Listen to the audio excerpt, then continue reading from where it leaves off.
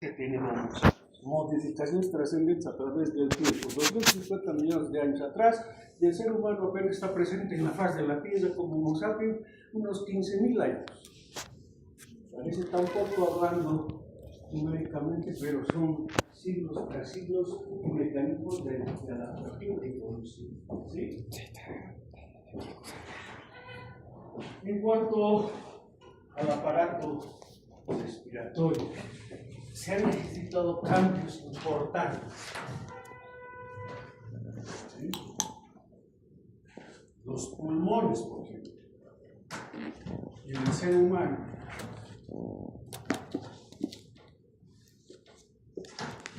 Tienen que vencer a la gravedad en un sentido basal. Más adelante van a poder ustedes comprender con mucha más conciencia. Este pulmón se divide en 3 partes. En relación se refiere a la perfusión, se refiere a la circulación y a la ventilación, que se refiere a la entrada del aire. Zona 1, zona 2, zona 3. Cada una de estas con ciertas características. La zona real para ese fenómeno adaptativo, compensatorio de circulación y perfusión, es la zona 2. Esta tiene una dificultad, esta otra, mayor circulación, mayor inhalación o presencia de aire. No hay una uniformidad. En cambio en el pulmón animal,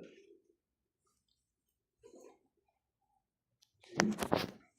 Solamente hay 2 diferencias en relación a la postura que tienen así. Dorsal, se hace mucho más eficiente desde el punto de vista físico el fenómeno de la ventilación de fusión.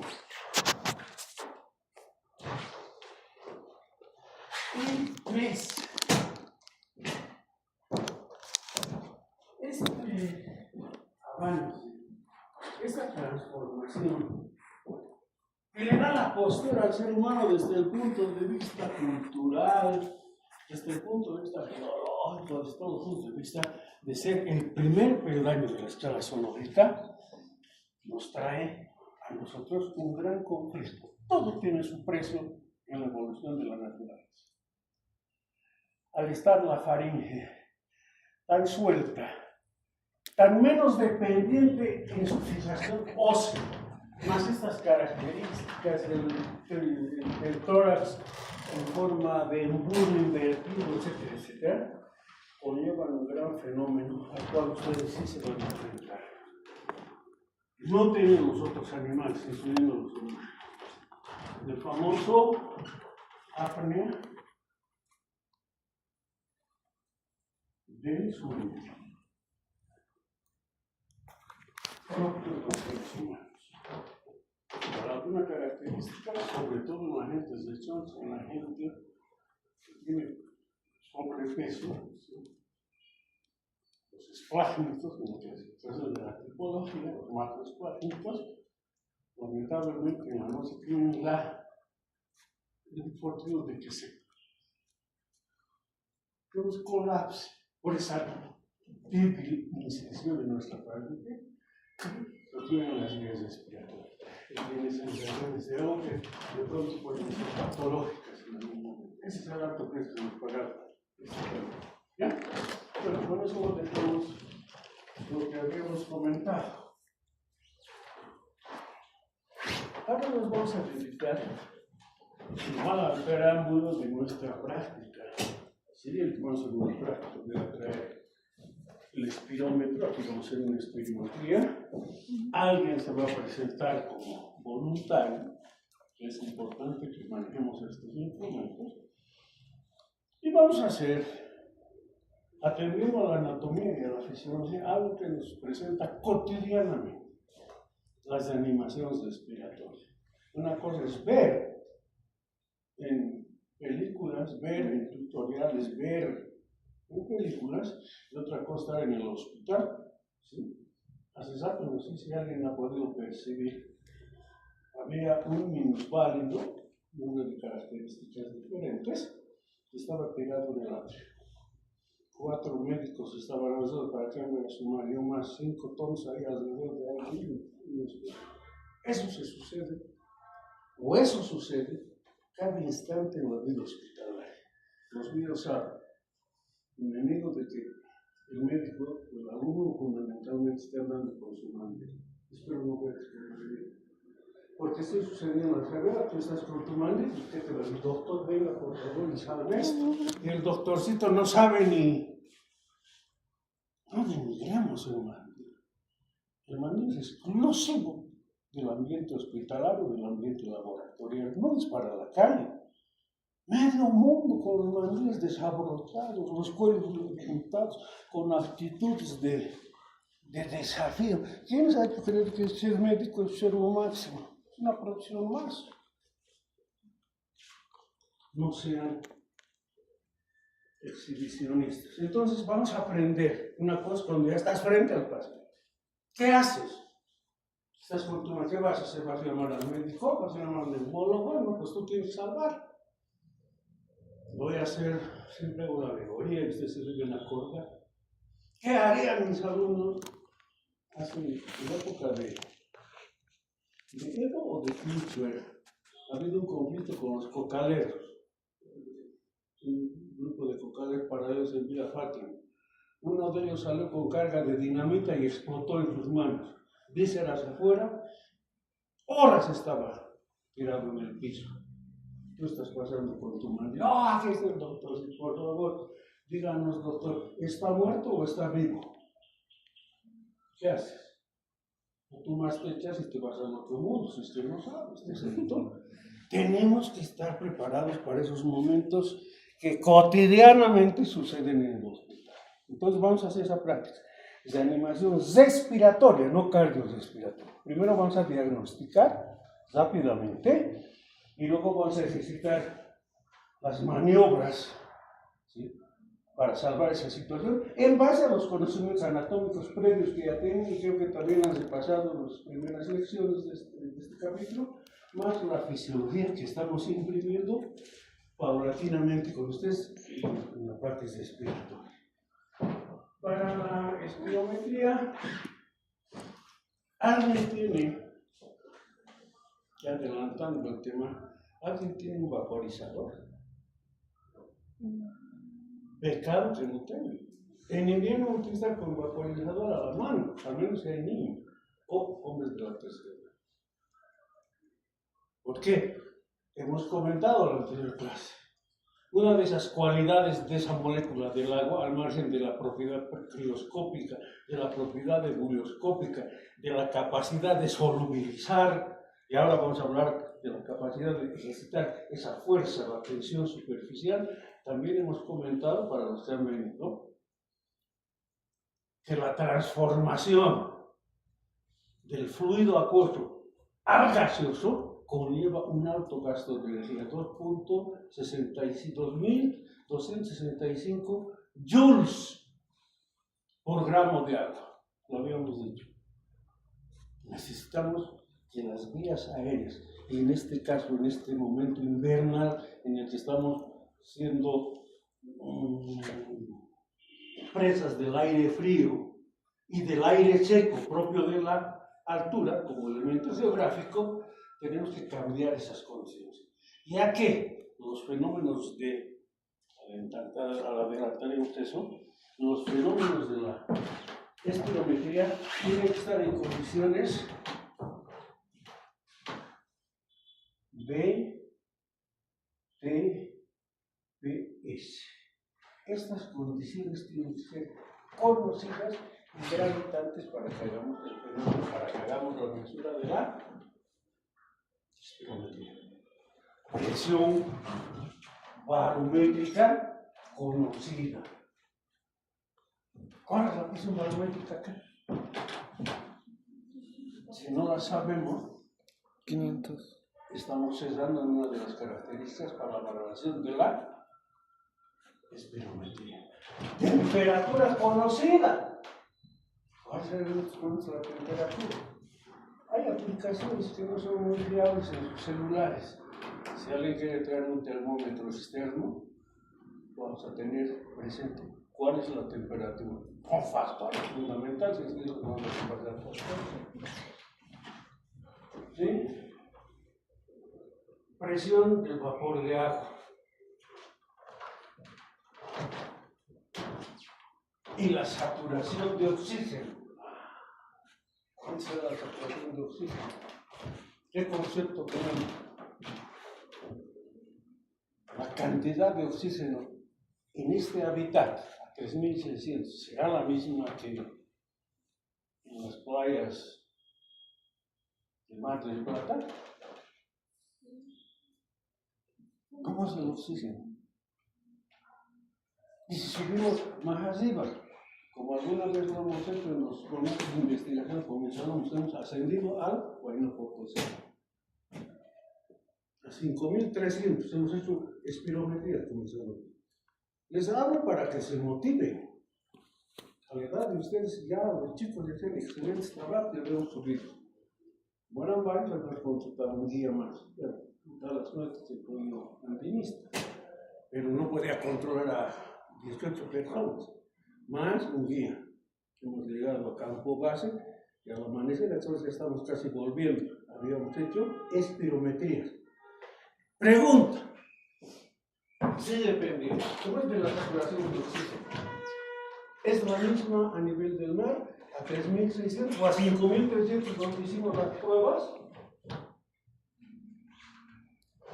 Mi punto de vista sí es la misma. Lo que sí diferencia cuando alguno tiene dificultad para respirar es más que todo por la presión, porque es lo que, ¿cómo se llama? Ahí abajo casi la respiración se siente casi automática, estando aquí ya tiene que ser más voluntaria.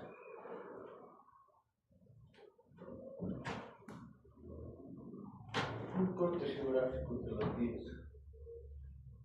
Everest 4.440 metros sobre el nivel del mar, 0 metros, y nosotros estamos por aquí, 3.600. La cantidad de oxígeno, no somos deportistas, no somos periodistas deportivos, menos deportistas. Ustedes dicen los gauchos, nuestros vecinos y los brasileños que tienen un excelente fútbol. No hay que ir a jugar a Brasil, gran sultán de Virgen, porque hay ausencia de oxígeno, falta de mentira. La cantidad de oxígeno es igual acá, por ejemplo, uno de los lugares más altos de Bolivia es una mina en Potosí, 5.000 metros. O aquellos alpinistas que llegan hasta acá. ¿Cuál es nuestro alpinista boliviano que ha llegado hasta la cima del Everest? Leonardo Guarachi. Entonces él ha experimentado esto. La cantidad de oxígeno es la misma. Lo que sí varía son las presiones, ¿sí?, parciales de oxígeno. Que es diferente. Para los jugadores de fútbol y para los periodistas, La Paz tiene poco oxígeno. Obviamente aquí ya no hay oxígeno, mentira. Las cantidades de oxígeno se dividen acá y acá. Lo que varía es la presión parcial de oxígeno y la vamos a corroborar a nosotros. Vámonos a lo nuestro. Tenemos que hablar de la mecánica ventilatoria. ¿Qué es la mecánica ventilatoria? Son los eventos fisiológicos a los cuales recurren, y ahí habíamos comentado, el aparato, los sistemas respiratorios son parte de fenómenos respiratorios. Habíamos hablado que la respiración se divide en dos eventos frecuentes. La respiración externa, a la que nos estamos refiriendo ahora, y la respiración interna, que es la más importante. La externa tiene la misión de introducir cantidades de aire cargados de moléculas de oxígeno. En sus fenómenos de oxidación, a nivel de ciclo de Krebs, van a producir gran cantidad de energía almacenada en las moléculas de ATP. Eso ya lo saben por biología. ¿Sí? Entonces, aquí se dividían dos tipos de respiración: la respiración externa, el sistema respiratorio, y la respiración interna, la llamada respiración celular a nivel de las mitocondrias, con los fenómenos que conocemos a nivel de las crestas mitocondriales. Fosforilación oxidativa, ¿sí? Sí, por el resto de lo que ustedes maravillosamente igual en la vida. Entonces estamos refiriendo a la respiración externa. Y esta respiración externa va a estar exigida y además motivada por dos elementos, elementos activos y elementos pasivos de la respiración. ¿Cuáles son los elementos activos? A priori, aquellos que tienen la capacidad de gastar energía. Y los elementos pasivos son aquellos que contribuyen también a ese mecanismo sin necesitar gasto de energía. En su conjunto se llama elasticidad tóraco-pulmonar. Esa es la mecánica respiratoria. Mecanismos para que nosotros, al introducir aire, lo hagamos con mucha suficiencia. Con elementos activos, los músculos, y elementos pasivos. ¿Cuáles son? Las junturas, ligamentos en todas las articulaciones que van a estar formando parte de la caja torácica. Y la elasticidad de los pulmones, que en el texto ya han suprimido el término. La elasticidad pulmonar en textos clásicos de fisiología van a encontrar como compliance pulmonar. La elasticidad del parénquima pulmonar. ¿Entiendes? ¿Por qué? Porque ese estromo, ese tejido tiene enmarañado en su estructura, ¿sí?, proteínas fundamentales, la elastina y el colágeno, que tienen la capacidad de estirarse al cual comparativamente con elementos de caucho, plástico, de goma, que se distienden en algún momento, pero la fuerza de distensión hace que una vez que se ha experimentado el fenómeno, vuelvan esas fibras a ubicarse en sus tamaños y dimensiones adecuadas. Voy a tomar mi traguito de whisky, porque si no le pego whisky, quedo sin estímulo.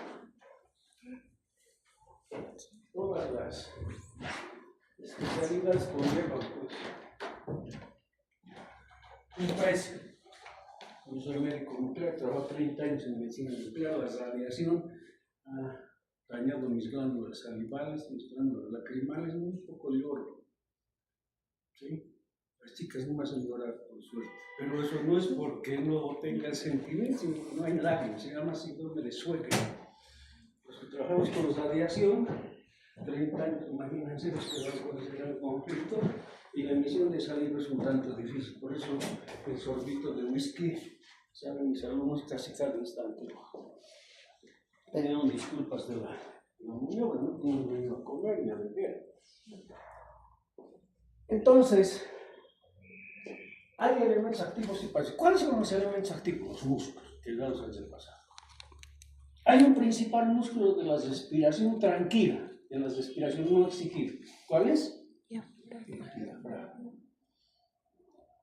Y hay músculos accesorios que cuando las exigencias sean superiores y mayúsculas de la asunción de oxígeno, durante el ejercicio, por ejemplo, durante estados febriles, durante estados convulsivos, que sí, hay muchos estados, tengan que echar mano a esos músculos para que el surtido de oxígeno sea el indispensable para sostener los fenómenos vitales. ¿Sí? El diafragma, bueno, tenemos que ubicarnos de esta manera. La caja torácica, caja para nosotros uniforme, en ella podemos reconocer tres ejes.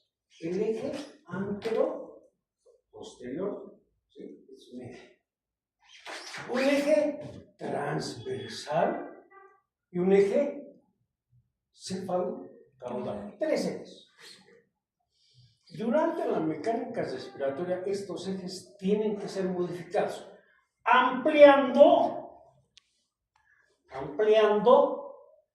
la capacidad de contención de la caja torácica en relación a al ingreso de oxígeno a los pulmones. Entonces, estos músculos denominados respiratorios, por ejemplo, el diafragma, al contraerse, se comprime las vísceras y el contenido abdominal, pero aumenta el diámetro cefalocaudal. Su relajación nuevamente hace que se haga cupuliforme, porque la presión abdominal es importante, y de manera tranquila, de manera no exigida, de manera sencilla, nos podemos simplemente respirar a través de la contracción y de la relajación del diafragma. A propósito, vamos a conocer la siguiente actividad. Los varones respiramos, así dice la literatura, y es cierto, con el diafragma en condiciones de reposo. Los varones respiramos con el diafragma, puro diafragma. Las mujeres respiran con los intercostales, los músculos accesorios. Hay una diferencia, ya estamos estableciendo diferencias. Los otros músculos, cuando la exigencia es mayúscula, intervienen. ¿Cuáles? Intercostales internos en la expiración. Intercostales externos en la expiración, externos en la expiración. Perdón. Intercostales internos en la expiración, intercostales externos en la expiración. Intervienen los escalenos, intervienen las cosas que los músculos se insertan en la caja torácica, los dos primeros, escaleno anterior, medio, posterior y el saltamiento.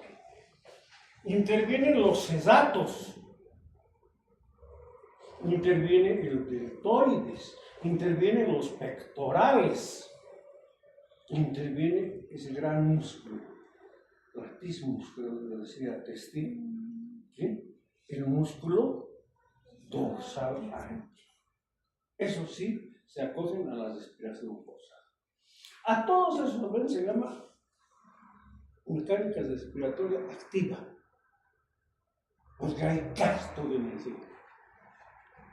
Y lo otro, esa capacidad que tienen los pulmones de expandirse y volver a su estado natural, se llama compliance pulmonar o elasticidad pulmonar. ¿Sí? Eso se necesita gracias a qué?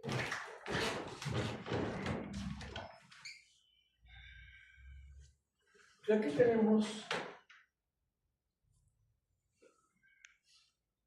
un pulmón.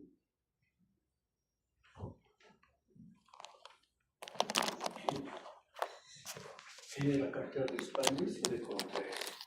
Fundamentalmente coadyuvado por algo. Aquí tenemos un mesotelio, una serosa, que se refleja sobre sí misma, que se llama pleura visceral, pleura parietal, cuando está tapizando el interior de la caja torácica, conformando una cavidad virtual, no es una cavidad real, es una cavidad virtual. Primero, que tiene la cualidad de proteger de los movimientos agresivos mecánicos que puede ejercitar esta víscera dentro de una cavidad ósea. Pero en segundo lugar, tiene la capacidad de ejercitar acá dentro, por la presencia de líquido pleural, que para algunos autores, revisando la anatomía y la fisiología, va desde 10 ml hasta 15 ml como contenido máximo. Es pequeñísima la cantidad. Además, este fluido, que es un trasudador,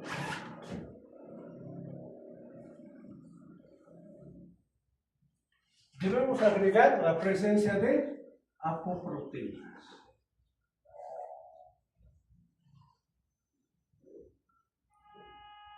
Le van a dar una calidad viscosa, mucoide este líquido. deslizante, no traumático. Y también calcio. Producido por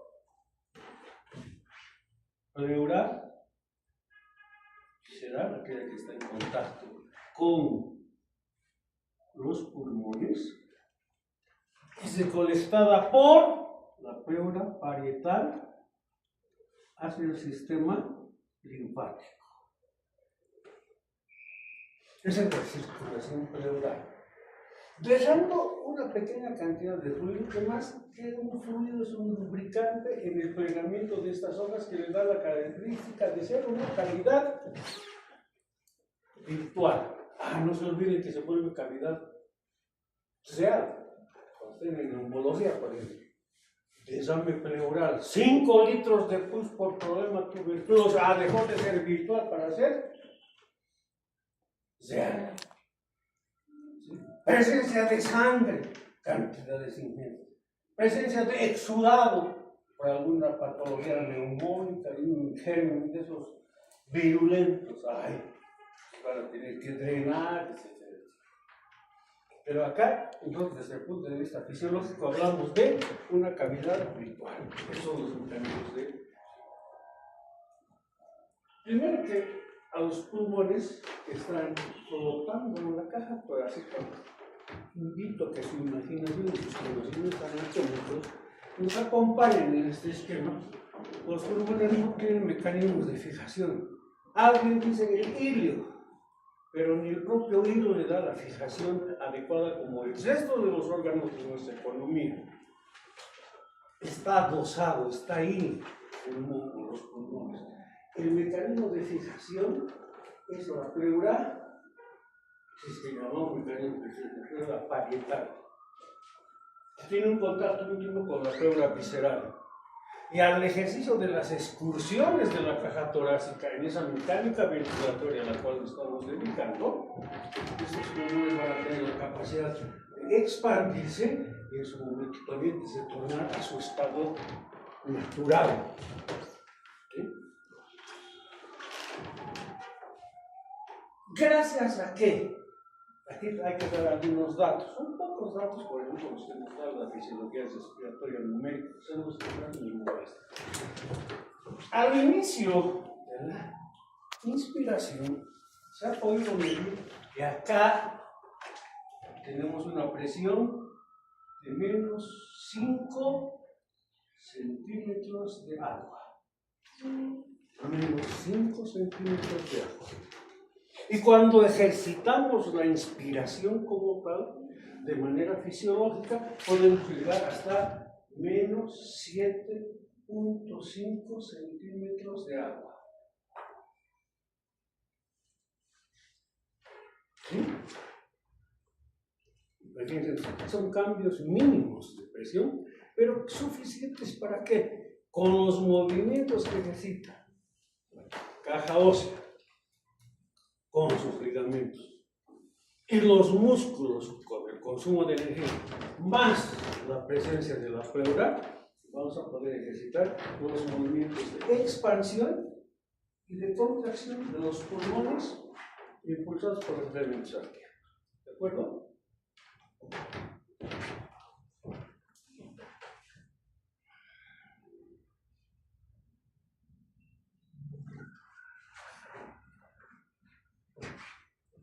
¿Qué edad tienen? 55. No han cortado, ¿no?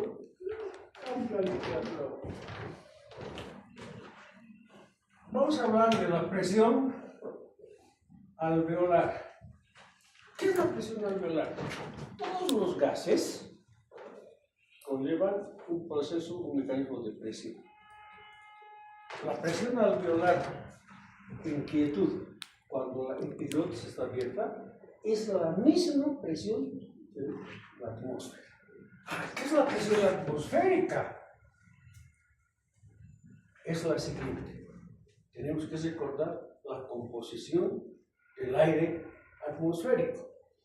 Tenemos oxígeno,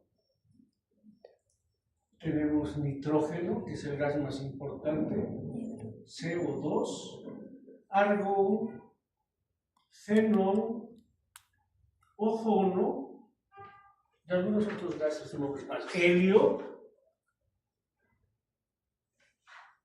¿En qué proporciones? El 78%, el 78% de esta atmósfera es nitrógeno. El 21% es oxígeno. El 0.003% es CO2. Y estos otros, el porcentaje es de esta. Así está constituido el aire atmosférico. No se olviden que la materia nunca está en quietud en este ambiente. Aquí hay nitrógeno, oxígeno, CO2, argón, xenón. Siempre va a haber un movimiento cinético molecular, una energía de activación, repasando la bioquímica. Aquí hay colisiones, colisiona contra el pecho, contra el piso, contra la pared, la tierra, así se están moviendo. Esos movimientos de estas partículas ejercitan una presión.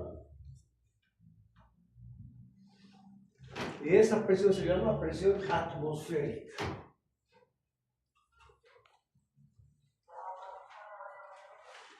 Cuando la mensuramos, ya le damos valores numéricos, la llamamos presión barométrica.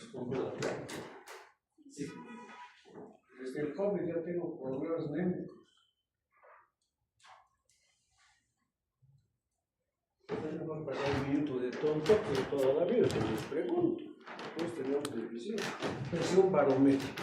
Y la medimos en milímetros de mercurio.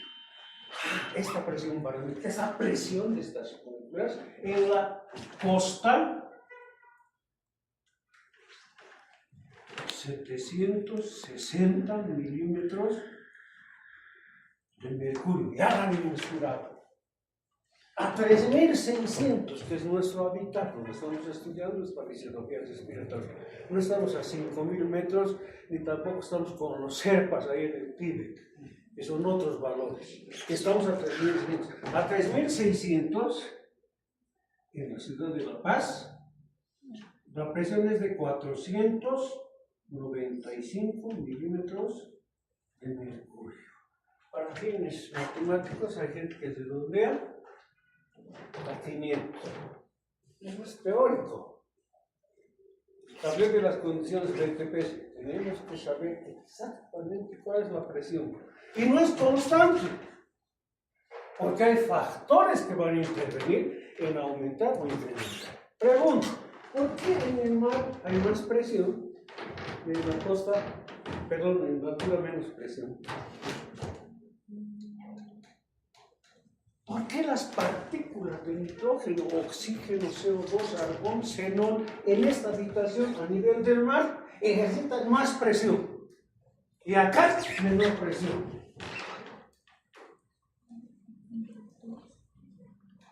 Va a ser un poquito de complicado que yo explique, pero a ver, ¿cómo puedo decirlo?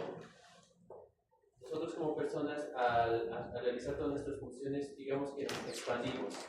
Ahora, si estamos en la altura de la costa, entonces como estamos bajo una presión, digamos que ahorita nuestro planeta está como lleno de un líquido invisible, así. Cuanto más estamos en la costa, ya ejerce una presión contraria que en la respiración, cuando inhalamos, al exhalar, automáticamente ya se libera. Ya liberamos, casi puede decirse de forma más automática. Sin embargo, al estar más alto, o sea, como decir, más en la superficie de ese líquido, la expansión ya es más a favor de nosotros. Entonces, por lo tanto, si queremos respirar, va a tener que ser mucho más voluntaria, así, más por acción propia que así cotidianamente. Yeah. Creo que me agrada que el PIB casi 15 años de elección. El alumno no es un elemento pasivo, todo como un chip de memoria para decir mentira. Bueno, que un poco voy a diferir con tu razonamiento. Es sencillo. Es la temperatura.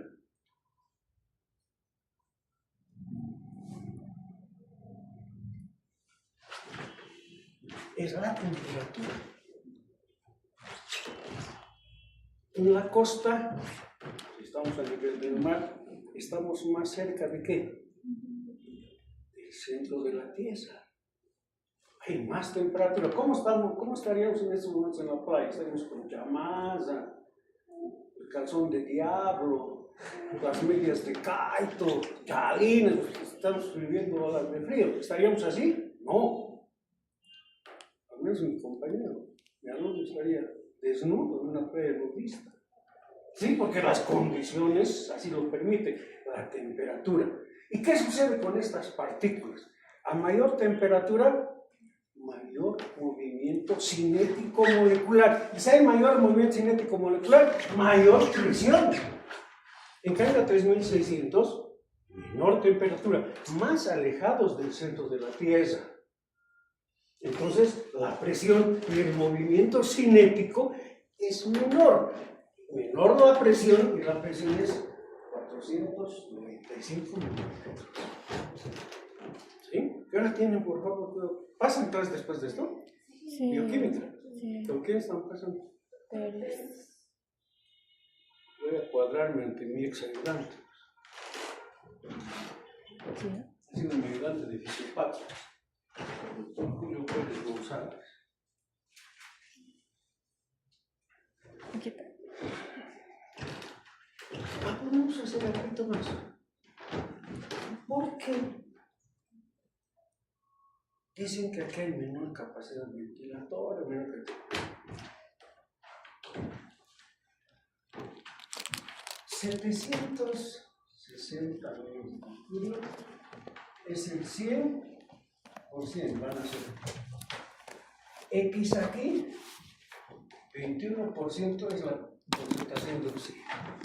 Hagan esta prueba. 495 es el 100%, 21% es X.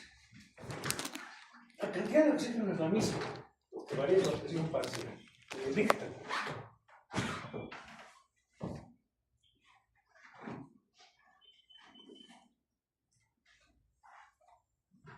¿Con qué presión está el oxígeno a nivel del mar?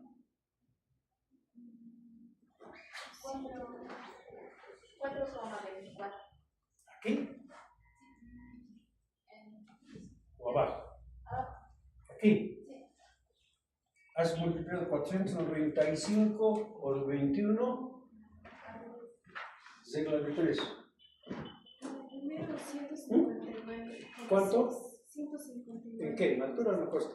En la costa. 159 milímetros de mercurio. Presión parcial de oxígeno.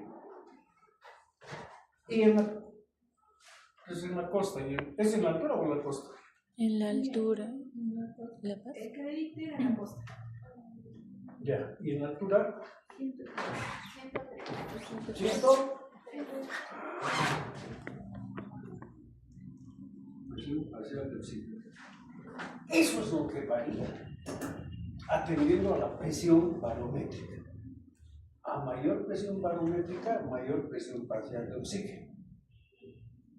A menor presión barométrica, menor presión parcial de oxígeno. Desde hoy ya no vamos a hacer tan comunes, tan pedestres en nuestras opiniones, como los periodistas, con justa razón lo hacen, y los futbolistas. No hay oxígeno, hay menor cantidad de oxígeno en la altura. Mentira. Hemos comentado que la cantidad de oxígeno es la misma a nivel del mar, a nivel de La Paz, a nivel de Choroque, que es una mina a 5.000 metros que tenemos en Bolivia, y a nivel de 8.840 metros sobre el nivel del mar y el nivel Everest. Lo que sí varía es la presión barométrica, y haciendo esta interpolación de las reglas de 3, lo que varía es la presión parcial de oxígeno, y aquí están los datos. Y cuando hagamos la espirometría, vamos a estar trabajando a esta presión. ¿Sí? Vamos a tener que dejar aquí, hay que respetar. ¿Qué hora tienen? 9:01. Ya. La siguiente, unos 10 minutitos vamos a cumplir con los volúmenes y capacidades pulmonares. Vamos a repasar los datos de Costa. Y inicialmente, no se lo vamos a dar los datos de altura, que no son oficiales y no son interpolados. ¿Cómo se interpola? Bolivia se caracteriza por ser un país infraeducado. Para decir infra pobre, están por debajo de los normales. ¿Ok? Entonces les voy a proporcionar datos. Por eso es que no me gusta que graben, que firmen. Porque estas